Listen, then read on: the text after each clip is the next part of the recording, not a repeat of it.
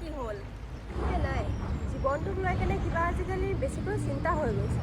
জীৱনটোচোন ঠিকে চলি আছে, আকৌনো কি চিন্তা কৰিবলগীয়াটো হৈছে? সেইদিনাখন মাৰ বেমাৰত দেউতাই পনতি খুৰী টকা এটা লৈ আহিছিল। তাকেই বিচাৰি বিচাৰি 10বাৰমান আহিলে এতিয়ালৈ। দেউতা দেখোন সুস্থ অৱস্থাতে নাই, না কাম কৰিব পাৰে না কিবা। কেনেকৈ সেই 20,000 টকাটো উভতাম তাকে ভাবি পোৱা নাই। হয় নেকি? এইটোচোন বহুত চিন্তা কৰিবলগীয়া কথা। তাকেইতো ভাবিছোঁ, কি কৰিম? কিবা এটা উপায় দেচোন মোক। তেনেকুৱা উপায় দেখোন। কি উপায় কচোন? মোৰ ওচৰত 15,000 টকা এটা গোটাই থোৱা আছে। তই দেখোন সেইখিনি পইচা ইমান কষ্ট কৰি মোবাইল কিনিবলৈ থৈছিলি। তোৰ সমস্যাতকৈ মোৰ মোবাইলটো ডাঙৰ নহয়।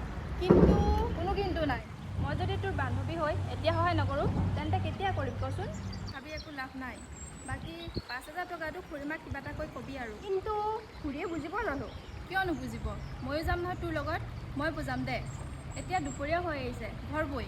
ঠিক আছে ব'ল নহ'লে।